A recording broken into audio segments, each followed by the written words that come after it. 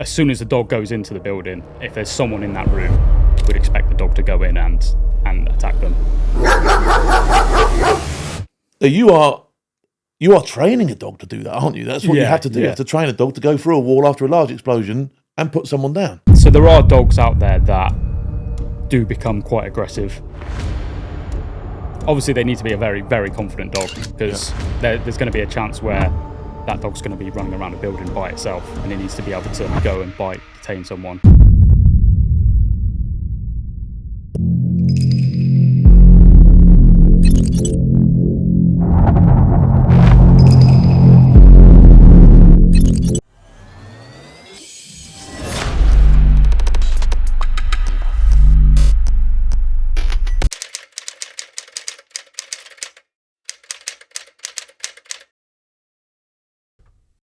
Welcome to the debrief, where this week I've got two guests. I've got Kieron Hawks, who hails from the wonderful world of SF dogs, and I've got Ursula, an SF dog. How are you, buddy? Yeah, really good. Ursula, how are you? Yes. Yeah, you have a little lick of that. That's fine. Yeah. So listen, Kieron, we're gonna cover you first in the debrief. We're gonna sort of like have a look at you as a person. Yeah. We're obviously gonna talk about Ursula as well. But first of all, where are you from, mate? Born and bred from Hereford. Born and bred from Hereford. Yeah. Now I do know. I'm a bit. I do know your old man, and obviously his old man's been on the show, hasn't he? Yeah, So he has. Yeah. You were a pad brat in Hereford. I was. Yeah. What years were you there? What years were you a pad brat there? How old are you now? How old am I now? 33 now. 33. So you're about the same age as my nipper.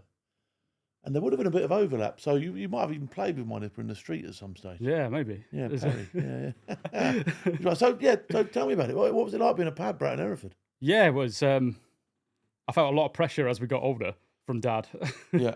Yeah. Did you know what your dad did?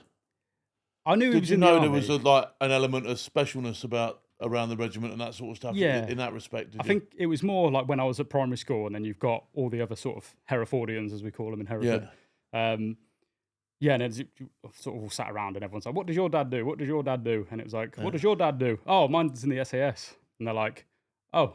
And that's where I started to realise, maybe it is a bit special. Of course he is, mate. Yeah, of course he is. So everyone else's dad's here. Because I've got a bizarre story. I mean, I remember a teacher telling me, "Oh yeah, most of my kids' parents are in the SAS." Even the teachers walt about it, like, you know. It's ridiculous, isn't it? So did you ever go on camp? Yeah. So it was more towards when he was running the ranges at Patter. He used to take us on to camp quite a lot then. Okay. Yeah, it was like going around like collecting brass, like, "Oh, Dad," and he was like, "Don't show anyone you've got down. that." Oh, dear, yeah. So what were you like at school? Were you only good at school, were you? No, terrible. So I'm severely dyslexic. Oh, okay. Oh, wow. And I didn't figure that out until maybe year 5. Well, they don't normally six. get it, do they? They normally go, just, especially, further back, it was like, misbehaviour. Yeah, You know what I mean? yeah, that was one it. strike, you're out. 2 strikes. Stand outside. I think it's getting like nowadays. You see a lot more people seem to pick up on a lot more stuff like that, like the teachers. Whereas back then it was like you said. I think It was they look very for much, it now. Yeah. It's almost like every kid's got something now, isn't it? Yeah. Maybe it's gone the too other far way, the other way. But yeah, it was. I struggled a lot with school, and then I went to high school, and then I think they put me in like the bottom classes for everything. Okay. And I was just sort of around other people who just didn't want to be at school. And Did then you do any outside of school activities? I was a drummer. Oh, okay. Yeah, so I played the drums, and I was a skateboarder. Oh, wow. Okay. When I was a kid, I was going to be in a famous band and a skateboarder. That was the goal. Skateboarding band. Yeah. Little drummer. In my band. Did the drumming go anywhere? Did you ever get in a band or anything like that? I was in a band. Okay. We did a couple of live gigs. And then I went to college and did music tech. Oh, okay. So all the studio stuff. Yeah. And then it was pretty much when I was in college, and I was just like, this education stuff isn't for me anymore. Yeah. What about the skateboard? How far did that go? Again, probably around the same time as when I was in college, and I was just like, I think I'm going to join the army, and that's sort of when I packed that in. So, was your old man an influence in you joining the army? I say that because my son joined, and I didn't think I was an influence in joining the army. Do you know what I mean? I thought, he was going to play football all his life. He went away, he played football for a bit, injured, came back, university. I still didn't think he was going to go in the army. Boom, then he went. Yeah. And I think there was probably a little undertow of what I'd done, spurred him on a bit. Is that the same? Yeah, definitely. Because it was sort of when I was young, it was like I wanted to work with dogs. It was dogs or nothing. Okay. Did you have a family pet? Did you have a pet dog? Yeah, we had 2 Rottweilers. Well, they had a Rottweiler. Mum and Dad had a Rottweiler before we were all born. Yeah. So yeah, like nowadays, if you've seen a young woman walking around with 3 babies and a Rottweiler, you'd be like, what's going on there? Yeah. Mum walking around with 3 little kids and a Rottweiler. So you've been around dogs all your life, then, really? Yeah. My mum used big to dogs. I mean, the Rottweilers aren't small, are they? My mum used to convince me when I was a kid, if we like going to her friend's house, she'd be like, "Oh, we're gonna go to this person's house." I'd be like, "Nah," and then she'd tell me the dog's name. I'd be like, "Oh yeah, I know that dog. Let's go." So I was I was a bit of a dog nerd from a young age, and then that was my sort of, I wanted to work with dogs, and then I was looking at the police, and I was just like, "Oh, do I do police?" And then it was actually, again, it was my old man slides the paperwork across the desk. "Oh, you can be a dog handler in the army, you know." And I was like, Yeah, this is a relatively new. What year did you join? 2011. Okay, so the world's at war. Yeah. Dogs are obviously become a part of what was going on, especially in the SF community. Dogs were now a big thing, weren't they? Do you know what I mean? I mean, they adopted that fairly sort of like early into conflict, and then thought, right, this is a good idea, and carried on with it. So, when did you realise you could go in as a dog handler? Your dad told you, but when did what cat badge did you go in as? So you joined the Royal Army Veterinary Corps. Oh, okay. Yeah, and that's the route as a dog handler. Right. So yeah, it was, well... But do you not have to, so without sounding demeaning, right? When I filled in my sort of like ability test, it was like infantry, and infantry, like, do you know what I mean? So bearing in mind, if you didn't do too well at school, did they have how was it to get into the Royal Vet? I mean, the word vets conjures up someone who's got 15 A levels to me, like, do you know what I mean? Yeah, because when I joined up, because I walked into the recruiting office going, I want to be a dog handler. Okay. They were like, "Oh, you need," was it the barb test? Not the barb. The barb test, yeah. It's that stupid bubble thing where you get multiple choice. So I did that, and I don't think they even gave me the results. They were just like, "So you want to be a dog handler?" They were like, "Do this," and I did that, and they were like, "Yeah, cool, you can be a dog handler." Oh, okay. So on my sheet, you think you had to put 3 choices. So it's like dog handler, dog handler, dog handler. Dog handler, yeah. And they were just like, you can't do that, Kieron. I was like, "All right." Oh. So I think I put artillery as my second, just because of my old man, and then like infantry. And then kept getting phone calls every week. "Oh, if you want to join the artillery, you can be in next week, Kieron." Nope. Nope, want to be a dog handler. Want to be a dog handler. Because they must have been. I mean, they were heavy trying to get guys through the door, weren't they? Because obviously there was lots going on, weren't there? So. Yeah. I was pretty much from the start. It was dog handler or nothing, really. So, bearing in mind, as any unit you join, primarily you're a soldier. So, what depot did you go to? So I went to Purbright.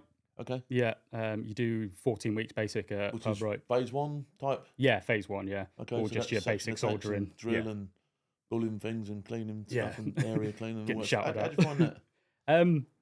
Yeah, well, first couple of weeks, it starts to like shock of capture, isn't it? And it's like, I'm a young kid. It was just turned 19 when I joined.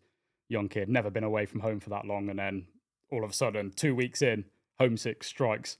On the phone to my mum and dad, like, "Oh, I want to come home." The whole sort of like skateboarding, drumming thing conjures up quite a rebellious kid. Do you know what I mean? Do you think you were, I was definitely the black sheep of the family growing up. That was definitely me.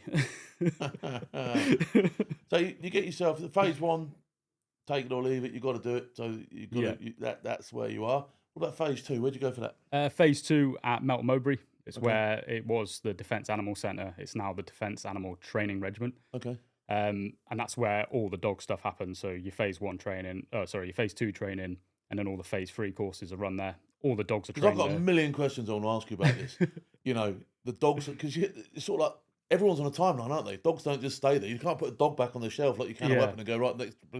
Do the dogs go through at the same time as you, or do you train? How do you train them? Dogs, you know what I mean? So it's so you got the camp's sort of broken into like 3 different places. Yeah. And at the top one is where all the phase 2 students are, and that's where you've got kennel lines up there, and you've got sort of the old and bold dogs. Yeah. So dogs that are coming to the end of their career, if they've still got a few years left in them to work, then they'll go to teach the new recruits how to be dog handlers. Okay. So then they've got 10 weeks to learn to, basically the dogs are teaching the handlers how to be handlers. And then at the bottom, you've got amazing, that, isn't it? So the dog actually thinks to itself, "Oh my God, I've got to go with Crow." Oh my God, Crow today. What a nightmare. Got to go and instruct the crows today. So the older dogs are sort of like put with you because they've got experience and you can learn how to use them, and they must almost get tired. They must almost look at it and go, "Oh, is he ever going to get this?" They definitely do as well, because dogs definitely know. It's sort of like if someone goes into their kennel, they pick up on it straight away. They're like, "This guy knows what he's doing. I'm not going to mess around today." Or some crow comes in and they're like, you don't know what you're doing. I'm going to have your pants down today. Yeah, genius. So that's just sort of like that's the dogs that you're learning with. Yeah. At this same place, is there like how do they get the puppies, for instance? Do they breed their own dogs? No, so they go over to Europe and buy dogs from Europe. Okay. Because a lot of the show sport stuff over in Europe are sort of working dogs, so attack dogs, stuff like that. Whereas in this country, a lot of them are just, as long as they look pretty. Is a dog earmarked to be an attack dog, search dog, whatever dog, before it comes to you? Or do you get a dog and go, this one's got no teeth? Do you know what I mean? So that does happen a lot. Well, not no teeth, but we get a lot of dogs in. I mean, it's not going to bite you. It just doesn't want to bite. It's a nice dog. But yeah, there's a lot of dogs that come in, and yeah, they're like, oh, this, because where they show the dogs, it's in the field that dog has trained in forever, and they're showing like, yeah, this dog's been doing this is great, but it's that dog just does that routine, knows that routine in that field. Yeah. And then you take that dog out of that field, bring it back to the UK, and it's like, oh, this isn't the same dog we looked at over there. Yeah. Yeah, and then you find a lot of dogs, you get to a certain point in training and you kind of have to, all right, there's no point trying to force it. We may as well rehome it now rather than trying to prolong it. Yeah, because it ain't never going to get it. So yeah, you finish your training, phase 2, as a qualified dog handler. Yeah. Does that qualify you to train dogs as well? No, so you're just a handler. A handler, yeah. Okay, so you have to go and do another course to learn how to train the dog. Yeah. So there's you could become a class 3 handler. Okay. And then you do a workbook over a year, and then you become a class 2 handler. Okay. And then you've got to go back on a course 18 months after that to become a class 1 handler. Wow, okay. So there's a lot of... It's right, because I've never, ever done any of it. This is all brand new to me. Yeah. But it does actually take quite a bit of time. What is the zenith of dog handling? What is the what is the Ayatollah of dog handling? What is the highest qualification you can get? I'd say it's the dog training qual. Okay. And that qualification, it's changed so like over the years, it's sort of just developed more and more and more. Okay. Because they stopped it for a few years because Afghan went so big, they were just sort of like, we just need handlers in, rotating out in Afghan. Yeah. And then they started it again. While I was posted at the dog school, I managed to, on my last 3 weeks, I was like, I've been here training dogs for 3.5 years. Can I get the qual? So they were like, oh, there's 3 weeks of sort of testing and the theory. Yeah. So they threw me on that for 3 weeks, and then there's the qual. I was like, oh, cool. Okay, so you finished training. What was your first operational deployment? So Herrick 18, Afghanistan. Okay. Actually, I tell a lie. It was Op Olympics. Oh, okay. So you did the Olympic stuff. Yeah. Not as a dog handler, though. I did Op Olympics just staggering on a gate for 3 months. Okay. Yeah. Was fun. Never do it again. No. I can imagine pulling teeth. Yeah. Had a lot of civvy dogs on that, didn't they? A lot of civvy dogs. Yeah. That sort of stuff, yeah, a lot of civvy. I think we had maybe about 10 actual handlers there, searching all the venues. And then there was maybe about 6 of us that went down and just stagged on gates. And yeah.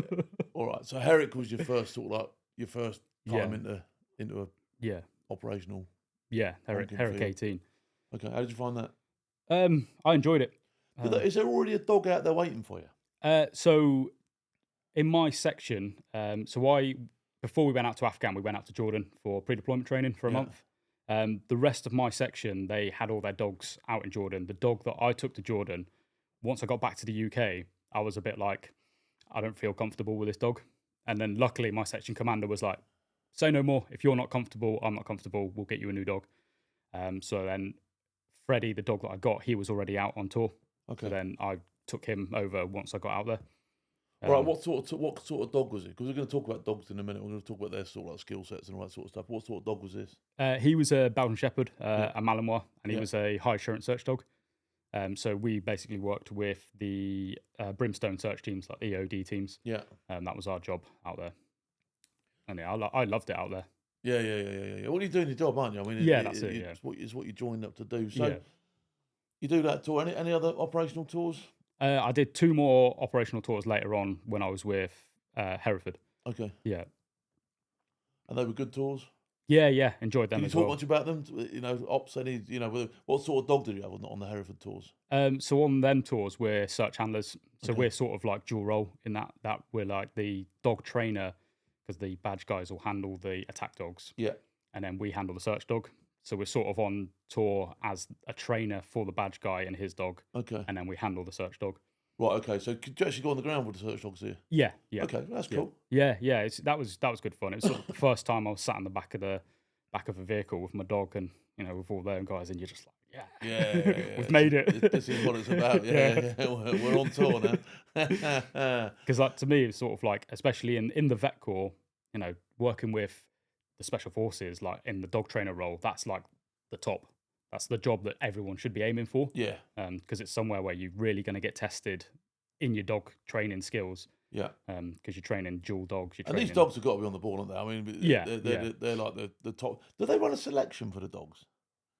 So it's a very similar way to how they do it, just with the Green Army dogs. Yeah. The chief trainer will go out and pick his own dogs, and then he'll assess the dogs, and then he'll bring them dogs back, and then pretty much be like, I think these dogs will make it.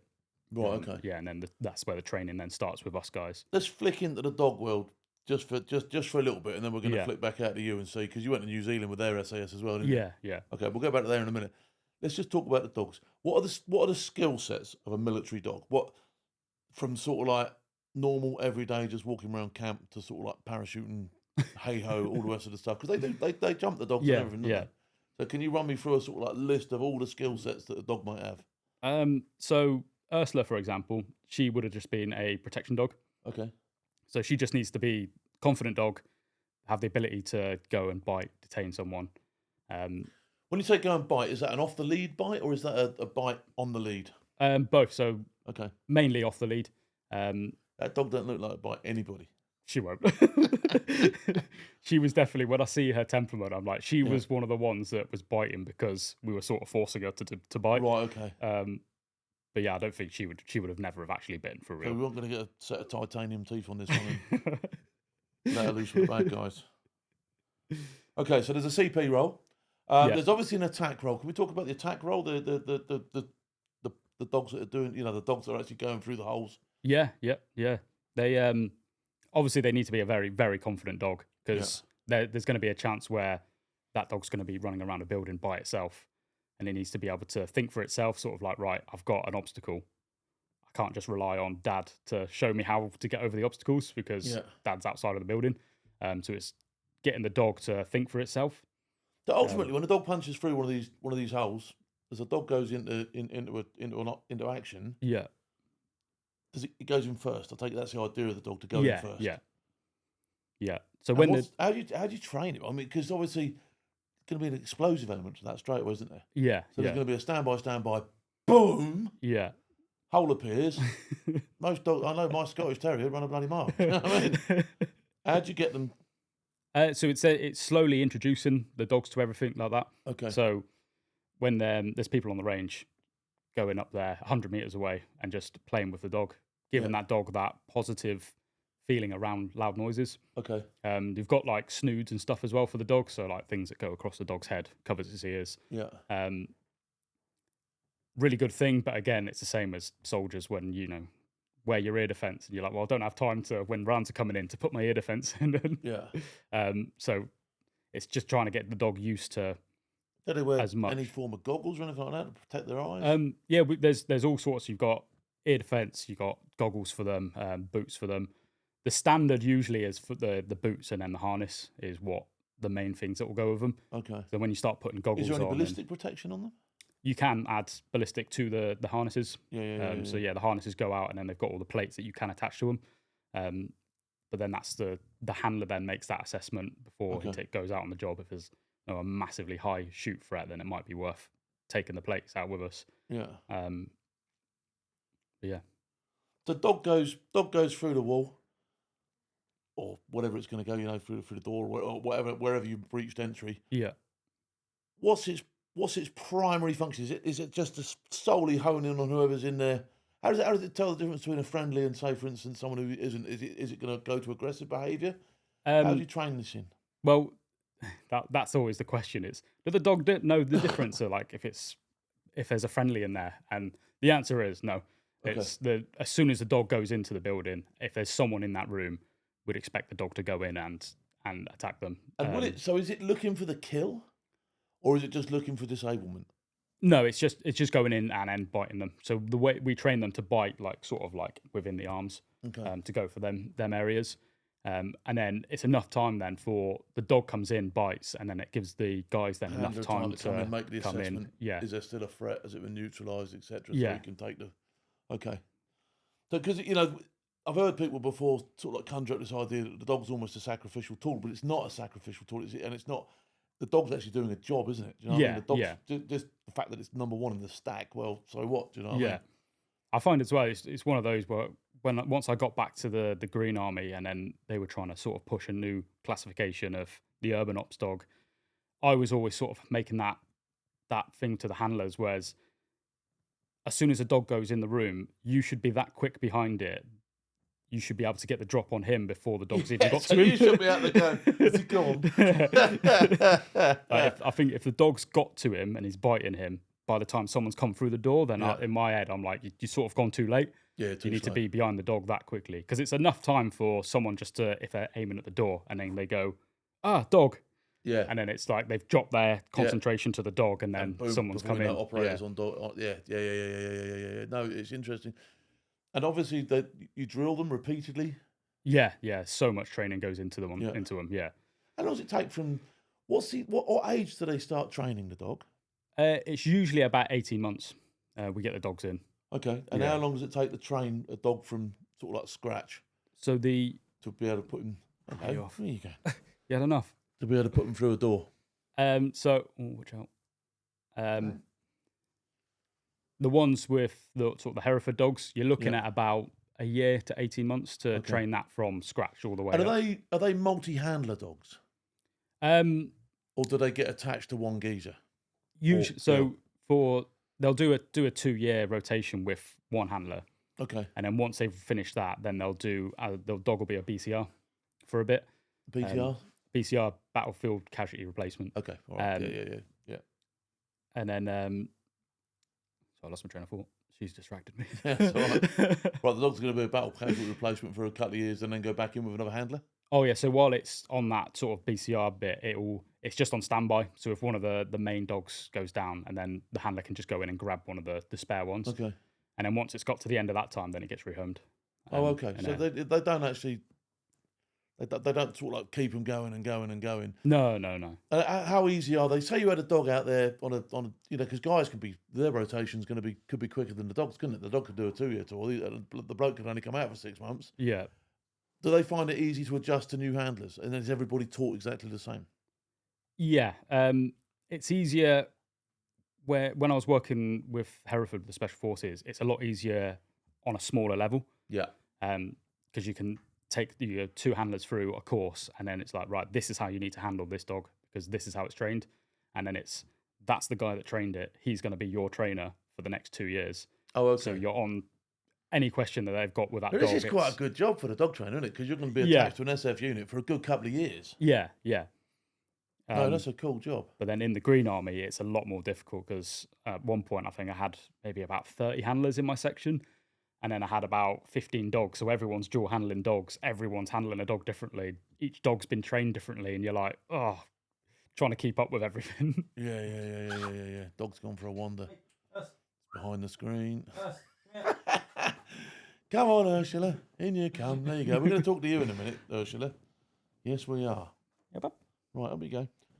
Let's talk about Ursula while she's stealing the show here. So Ursula's history. Where's Ursula from? What's she done? So when she joined, when did she join? I can't remember the year she joined. But after she passed out of her basic training, she went over to Cyprus. Okay. And was based out in Cyprus for a couple of years. While she was over there, she got an infection in one of her eyes. Right, okay. They took her eye out, carried on working her for a bit. Okay. And then they were like, we'll probably send her back to the UK. Got back to the UK. The other eye got infected. So they took that eye out. And then they went to give her a spay operation. Through complications, she almost bled out. So she had to have a blood transfusion. So she's been through the wars. She's had a fairly rough time of it, haven't you, Ursula? And so now, your pet now? Yeah, my pet. She's been mine for about 2 years now. Bearing in mind the training she's had, yeah, does she still want to rear up now and again, or get get a bit of action, or no, because that's very much part of sort of like, they're getting a treat when they wear up, basically. Aren't they? You know what I mean? It's with her. She's just very reactive to other dogs because of her blindness. Okay. She's very much sort of like, as soon as she hears another dog, she kind of just goes at it. She's like, stay away from me. But yeah, she's that's about it. But yeah, I still take her out and I'll take her to an open field and like throw a toy for her. So then she's got to run around and search for it. Her nose is really good now. Oh, I bet. Look, because you can go straight over there. There you go. She knows, doesn't it? You know, eh? You know. You're a lovely little dog, aren't you? Yes, you are. Yes, you are a lovely little dog. Got nothing to say to the camera? You want to say something to the camera, Ursula? Yes? No? No? How old is she? She's 7. Yeah, she turned 7 in December. 7 years old, eh? Yeah. She did. We did about 10 miles up Brecon on Saturday. I was going to say she must take a bit of exercise. Yeah, she's lively, isn't they? Yeah, it's funny coming up up and down all the hills on Brecon and coming down really steep bits. People are coming up and they're like, "Your dog blind?" Your dog's got no eyes, mate. Dog's got no eyes. And then I'm like, "Are they judging me?" Because someone said that before I knew the dog's kind, and I knew she doesn't look that odd. Having no eyes, you know what I mean? Yeah. It doesn't even look out of place. I thought it was going to be really sort of like, oh my God, I'm not going to look at the dog and going to cry every 2 minutes. Do you know what I mean? But the dog looks all right. Look right, actually, pulled it off. I always say that she's proof that dogs can see your soul, because the amount of times she'll just like look at me and I'm like, so dogs know a wrong 'un, don't they? Yeah. Dogs know a wrong 'un. When a wrong 'un walks in the room, the dog goes like that. Here it is, Jimmy Savile. You know what I mean? Dogs know a wrong 'un, don't they, eh? Yeah. No, they do. But yeah, she's like, so the amount of times where I'll just be like, I'll look at her and then she'll just like look at me and then like as if she had eyes, she'd be making eye contact with me, and I'm like, how do you know where my eyes are? Yeah, she does look at. She stared at me earlier. Yeah. You're like, hang on, I'm a wrong 'un. So talk me about the New Zealand stuff. The New Zealand SAS. Yeah, so New Zealand, I was in the right place at the right time. Really? I think I was sat in the restroom and my troop sergeant came in and was just like, "Oh, Kieron, Sergeant Major wants to see you." I was like, "Oh, okay." Walked into his office. He said, "Do you want to go to New Zealand for 4 months?" I was like, "Yeah." Yeah, wow. So yeah, each squadron like put a few people's names down, put it all the way up to the ops staffy. And he said to me afterwards, he was like, "The only reason I picked your name was because every other name that came up on that were the people who only volunteered for the good stuff." Oh, okay. So he was just so he pushed all them to us and went, Kieron, he'll go. Yeah. And then it was there's one person before me who'd been out to New Zealand, but she worked with the engineers out there. Okay. But I was quite lucky. It was when the SAS dog cell obviously seen people like, "Oh, we've got a dog trainer coming out," and they basically went, "We're having him." Okay, so cool. So what were they like? I've met a couple. I know a couple of New Zealand SAS, so I've never worked with them. Was it similar to working with the British SAS? Yeah. As I always laugh because it's you've got like the SAS mentality where it's like nice, relaxed. Yeah. Then you've got the New Zealand mentality as well, which is also relaxed. Yeah, so it's they are very relaxed. Yeah, they're pretty laid back, aren't they? Yeah. But yeah, I absolutely loved working with them. So what sort of stuff were you doing? So they've got the same dogs as what we've got here. So they're they used to send their guys on courses to Hereford. Yeah. And then they'd go back and be handlers out there. Whereas now they're starting to run their own courses now, which is pretty good. But yeah, it's just sort of trying to fit into that same trainer role as what I was at Hereford. Well, I did New Zealand before I did Hereford. So it was just trying to find a place as the trainer out there. Yeah. Because they don't have trainers, they just have handlers. So they'll buy dogs in, sort of train them up themselves, and then. And were you doing the training for all the stuff that they did? Attack, search, the lot? Yeah. Okay. Yeah, so it's sort of like my place out there was sort of going, right, this is sort of where it's going wrong in your training, and then trying to rectify and give them tips and how to improve their dogs. Okay. Were they deploying at the time with the dogs, were they? Were they taking them out on tours? No. I think they were just sort of covering the domestic counterterrorism stuff. Okay. So yeah, it was all sort of like trying to get, but then obviously for me, I'd never worked with the Special Forces or CPAD, so I was also trying to get within that role of like, so what are these dogs all about? What are you guys about? But yeah, they were just so friendly and welcomed me straight into the cell. It was amazing. Yeah, no, good. So whereabouts in New Zealand were you? South Auckland. Is that their? I don't know. I don't know a lot about the New Zealand SAS. Is that that's sort of like their camp, like Hereford's ours? Is that like their? Yeah. I can't remember the actual city that they're in.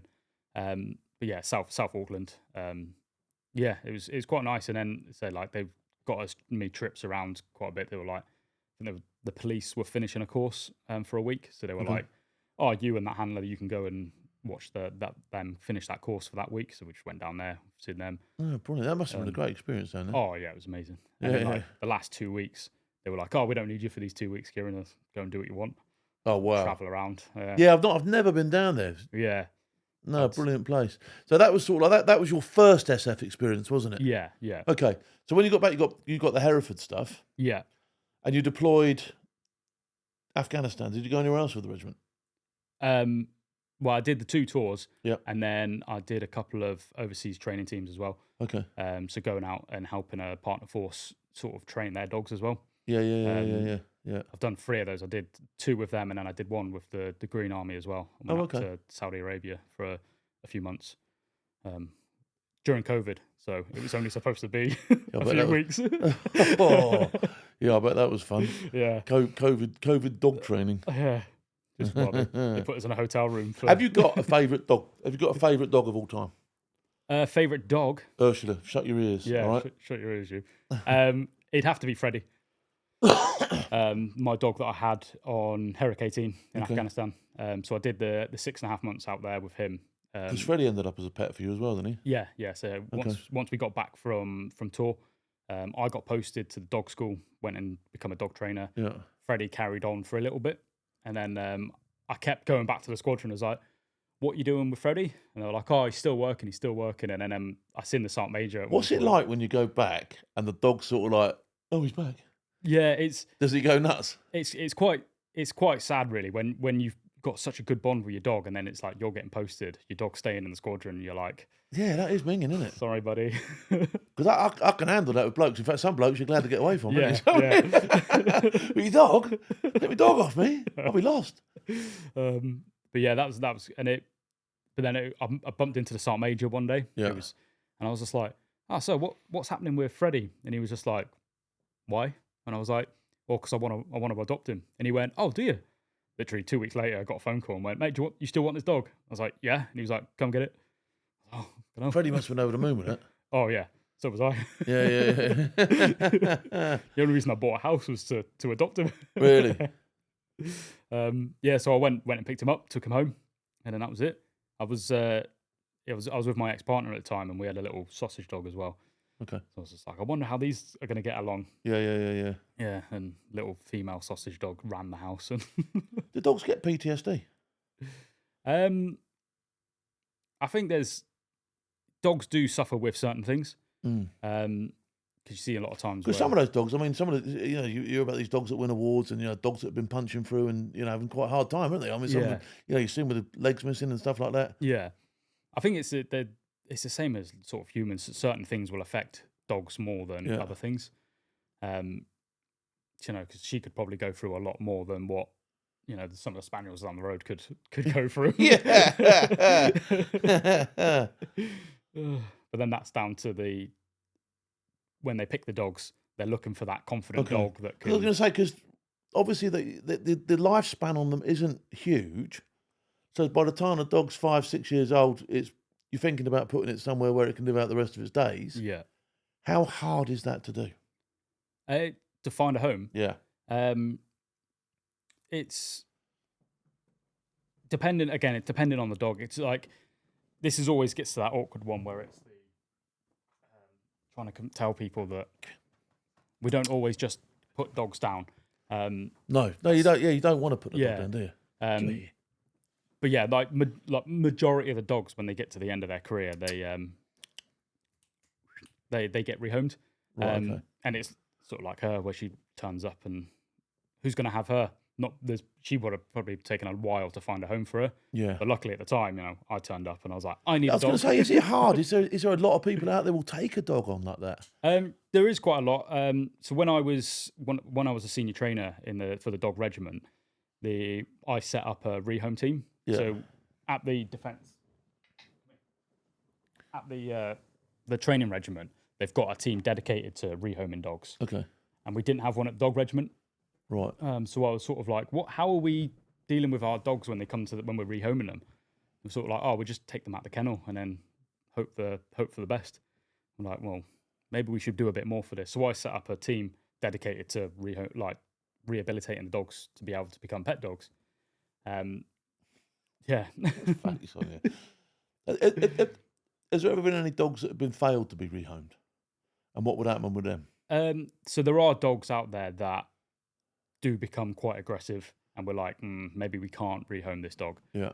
I've seen that happen a few times, but usually that's happened before it's got to that level of should we retire this dog or put it down. It's usually the dog's lashed out and has bet a few handlers. Yeah. So then that decision's been made beforehand anyway, of dogs getting put to sleep. Okay. Which is never nice. Because it's turned into a dangerous dog. Yeah. And it's always a hard one as well, because I've had it done with a couple of my dogs. I had a dog called Lena, the first one. Yeah. She came to me because it was sort of like, this is her last chance. It was like she was a police dog. Protection section don't want her because she's been biting people. And because people would argue with you here slightly, and I'm gonna be sort of like devil's advocate with this one. Yeah. But there's no such thing as a horrible dog. You know what I mean? A dog. You know, you get these bulldogs that go around some of these estates, and guys are, and the dog turns into a dog, doesn't it? Do you know what I mean? You are training a dog to do that, aren't you? That's what you have to do. You have to train a dog to go through a wall after a large explosion and put someone down. Yeah. Right. So there could be sort of like in your own mind, if the dog then takes that into its own world because it can't differentiate in between war zone and home. Yeah.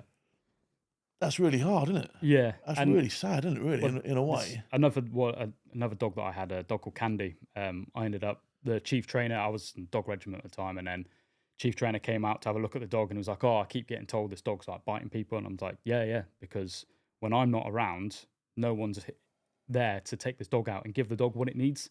Yeah. Like, this dog's a Mallee. We've bought it for its drive. We've put more drive into it, and we expect it to do a job. Yet now we don't have enough handlers to be able to handle this level of dog. Yeah. So we're like, why are we buying these high drive dogs in if we can't handle them? It was always that, for Afghan and when we were doing back-to-back tours, having Mallees was great because the dogs would just go all day, every day. Yeah. When I went back and when I was a senior trainer, I just kept trying to push, like, stop buying Mallees. So we don't have enough time and effort to put into what a Mallee needs. But on the flip side of that, if you scale back the ability and drive of the dog, the operator doesn't get the capability in his hands that he might want. Yeah. Well, this is more for the Green Army dog side. Yeah. I wouldn't say that for the Hereford guys. No. Okay. I think they're like you still need a really high drive dog to be able to do that job. Do those dogs after they finish, are those dogs getting looked after? Are they sort of like getting passed on? Are the guys keeping them? Hopefully, do you know what I mean? Some of the guys going, I like that dog. I love that. Yeah, a lot of the handlers do end up retiring the dog that they've worked with. Yeah, nice. I actually went and met one of my old handlers last week, and he's got his old dog now. Yeah, beautiful. It was nice to see them, and it's nice to see the dog as well. Yeah. That's the sort of that's the story I like to hear. Like, you know what I mean? I don't like to think of a dog, meeting an untimely end because it can't differentiate when it's finished its career. Like, do you know what I mean? Yeah. Well, there's a charity out in America called I can't remember what they're called, but they basically they've sent one dog out to that charity. Okay. Because it was sort of a dog we were like, we might not be able to rehome this dog. We're like, but he's given so much of his life to this country. We can't. Yeah, we have to do something. Yeah, that's the other thing. It's serving, isn't it? The dog is serving. We put medals on them. Yeah. Do you know what I mean? We stick that equivalent of a VC on a dog, don't we? Do you know what I mean? But yeah, so that dog's gone out to that charity in America. I'm currently working with a charity called Hero Paws that are in the UK. Okay. The dream is that they'll become the same level as what they are out in America. Yeah. To be able to have kennels. And then the dog gets a kennel, the dog gets a yard to run around in, the dog gets fed, the dog gets patted when people can pat it, that sort of thing. That's the dream for the charity is. What about random people? Can a random person go, I'll have one of them dogs? Yeah. So there's actually like you're out there if you want one of these dogs listening, all right? Yeah. you want a dog, check out the charities and yeah. And are there charities? Because I'll list them in the comments below and all that sort of stuff. If there are there charities in the UK that try and rehome dogs like this? Yeah. So the charity that I'm helping out with is called Hero Paws. It was set up by one of my friends that we were out in Afghan together. She got out and then set up this charity, and it's a lot of I've gone around to a few police forces and stuff and looked at dogs and they're like, "What do you think?" I was like, "Yeah, we can find it," but because they don't have a kennel facility, they don't have a location to sort of be able to take dogs to there and train them. It's very much trying to meet people up.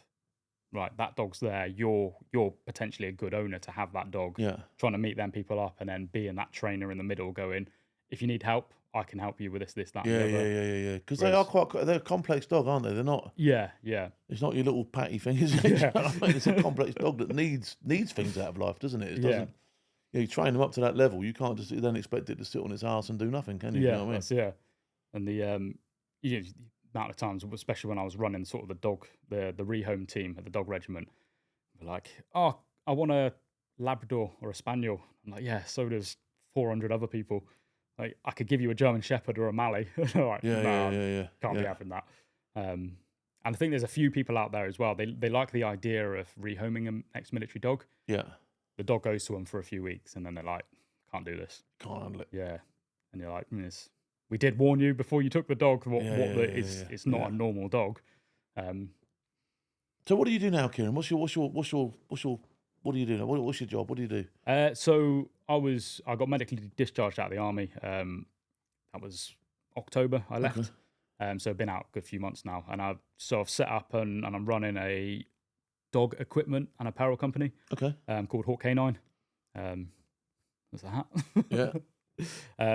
Yeah. So that was sort of like. And what do they do? Harnesses and all that sort of stuff? Yeah, so at the moment we've got... You've got them holsters. I love the holsters. I want to get a holster for mine. Like the Israelis, they holster the dog, don't they? I think that's so cool. I'd love to holster my Scottish Terrier. Yeah, we're still quite early days, so we've got a few products. I've got quite a lot planned for this year. Okay. But yeah, it's an idea that I had years ago, and I was sort of like, because you're always in the back of your mind in the military, don't you? You're like, what am I going to do when I'm not in this job? Yeah. How long did you do in there? How long did you do? 14 years. Okay. What was the MD for? Depression. Okay. Yeah. Really? Just mental health? Just Yeah. It was sort of like, so the backstory of my mental health was I got back from tour with Hereford and then I got posted back to the dog regiment and I had a few weeks to get back there. Freddie died in those 3 weeks as well. And it was just one of those where I got to the point where I was just so burnt out. I'd gone through divorce, posted to Hereford, the whole posting at Hereford, not stopping, got back, Freddie died. I was like, oh no, back to the dog regiment, struggled with the chain of command there. And then it was I think anyone who goes back to the Green Army, the wider army, whatever you want to call it, army, who's had an exposure to Hereford is going to struggle to a certain extent. Do you know what I mean? It's slightly different for the Ruperts that are going back because they're going in at the top and commands are lonely places, do you know what I mean? Yeah. But if you're going back into rank and file, there's also that thing where people look at you differently if you've been SF and then there's pressure on you from this and pressure on you from that. The expectation is different. And there's even some people out there, dare I say, who sort of like, well, beast this prick now he's back. Like, do you know what I mean? And I reckon that happens, you know what I mean? I'm not going to accuse people of that. Do you know what I mean? But there is... it'd certainly be on my mind that might happen to me if I went back to a unit. Do you know what I mean? Yeah, it definitely is sort of because the OC that I had when I got back was, in my opinion, should not be an officer in the British Army. Yeah. But yeah, she just very much did not like me at all. When I got back there, it was sort of like I'd been a section commander for so many years before I went to Hereford. Yeah. So I was only acting the same way as I was back then. And I got praise all the time, like, oh, yeah, such a great section commander. We all love you. So I was just like, I've done this job before. I'll just act the same way. Yeah. And because I wasn't a yes man and I wasn't like, yes, yeah, we'll do that. She just made my life difficult. Just threw me on a 3-month warning order, wanted to demote me to Lance Jack. I'd come off the sergeant board, but she was like, nope, I hate you because I'm going to want to demote you to Lance Corporal. I was like, while I was sort of up and down struggling with my mental health anyway. And then that was the point where I was just like... That was twitching point where I'm drawing like, the camel's back, the lot come down. So did you have sort of like a breakdown or anything like that? Did you? Yeah. Ended up. So I did have a house in Hereford at the time. Came back for the weekend, and then I was going into a house where me and Freddie used to live together, and I was just like, lonely. Had all this shit going on at work, so I was like, oh, I'll start drinking. Why not? Yeah, self-medication, kids. This will help. Nah. Yeah, and then trashed my house. Did you speak to your old man about it, did you? It took a while for me to talk to my dad about it. Yeah, I say that because it must be difficult, do you know what I mean? Because you know your dad, in your own mind, you probably think your dad's got expectations and all that sort of stuff. Yeah.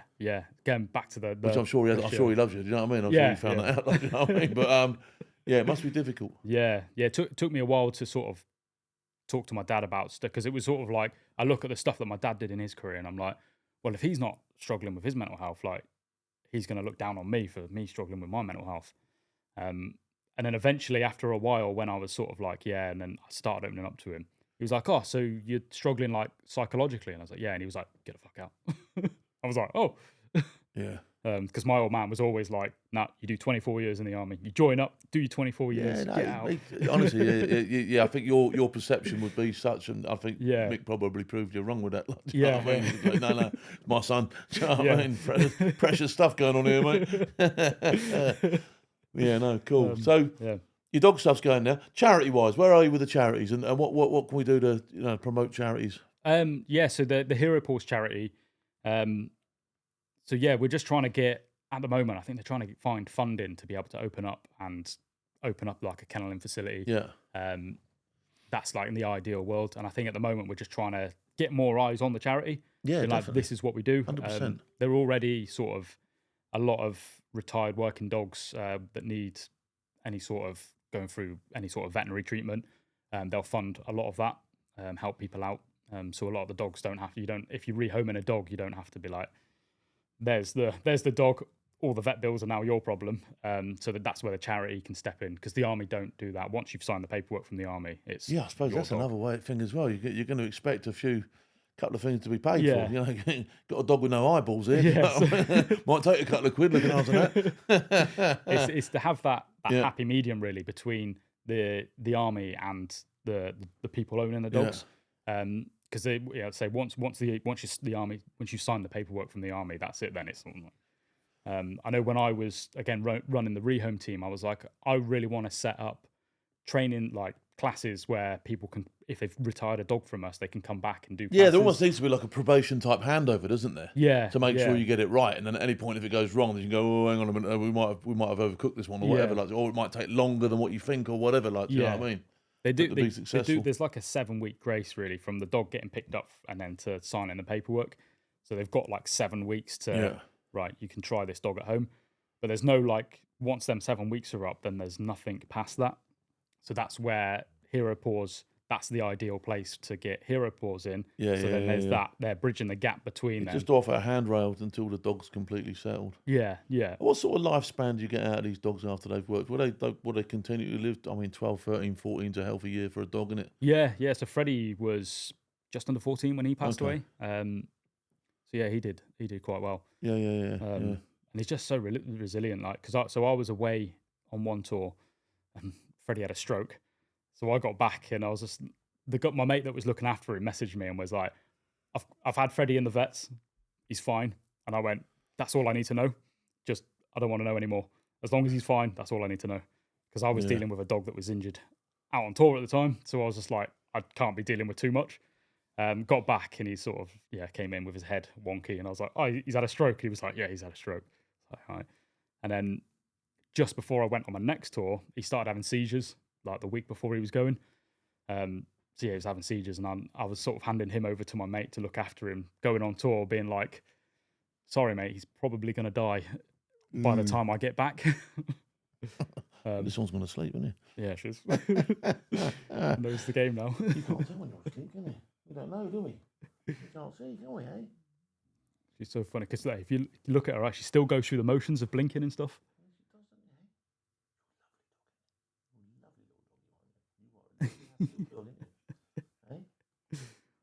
Listen, it's been great having you on the show. Yeah. Love to do some more stuff with you. Love to have a look at this charity further on down the line. Hopefully you'll become a friend of the show, as your old man has. Yeah. Say hello to your dad for me. Yeah. You know what I mean? And hopefully, like I say, we can help you push some of these issues forward. Yeah. And we'll get some stuff done. And you can stay.